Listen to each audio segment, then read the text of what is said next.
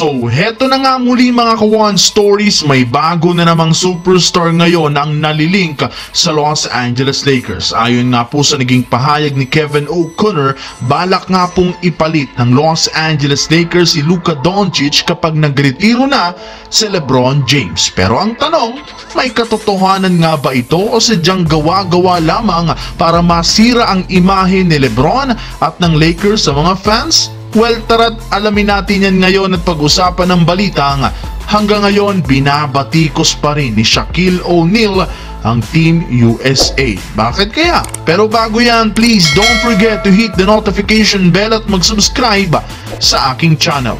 Ang video ng ito ay hatid sa inyo ng 1xBet. Suportahan at manalo sa inyong paboritong kupunan sa NBA, PBA at ngayong Paris Olympics. Maaaring makakuha up to 12,000 cash bonus sa inyong first deposit gamit ang aking promo code. Pag tama prediction mo, panalo ka. Pindutin lamang ang link sa comment section at mag-register gamit ang iyong GCash account para makapag-cash in at cash out. Isang paalala, tumaya mga kawan stories ng responsable.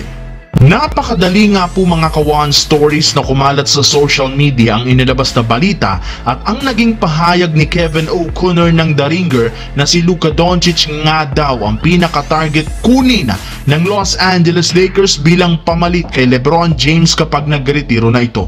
Ngunit agad rin naman nga itong pinasinungalingan ng mismong Lakers dahil dyan kini-question na nga po ng mga fans ang kredibilidad ngayon ng media at maging mga analyst dahil halos lahat ng mga malalaking superstar sa NBA idinidikit nila sa Los Angeles Lakers. Yes mga kawan stories, tama nga ang inyong narinig, lahat ng mga trade rumors tungkol sa Lakers nagmula sa media, kagaya na lamang ni Kevin O'Connor na isa rin naman nga pong kritiko ng Los Angeles Lakers. Kaya sa katunayan sa inilabas nga po noong nakaraang buwan mismo ng media ang balitang nag-offer nga daw ang Lakers ng trade package para makuha si DeMar DeRozan mula sa Chicago Bulls. Ngunit makalipas ang ilang buwan, ibinulgar ni Shams ng The Athletic, hindi nga daw talaga nag-offer ang Lakers sa Chicago Bulls para kay DeRozan. Kaya mas lalong lumilinaw ngayon ang layunin ng ilang mga analyst at media na sirain ang magandang imahe ng Lakers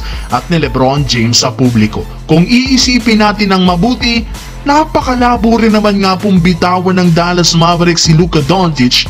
Diyan pa lang alam nating sinisiraan lamang nila ang Los Angeles. Samantala, matagumpay nga po mga kawan stories na nakuha ng Team USA ang kanilang panlimang sunod na gintong medalya sa Olympics. Ngunit sa kabila niyan, may ilan para naman ngang dismayado sa kanila at pinambabatikos pa rin sila.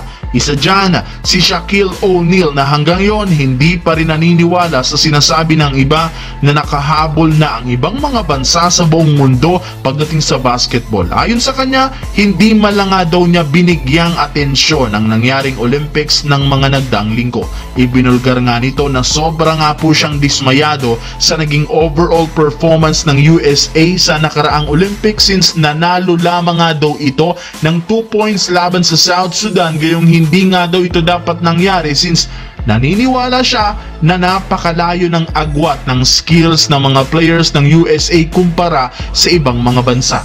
Ngunit hindi rin naman nakapagtataka ang naging pahayag na ito ni Shaquille O'Neal since napakataas pa rin naman ang ego nito.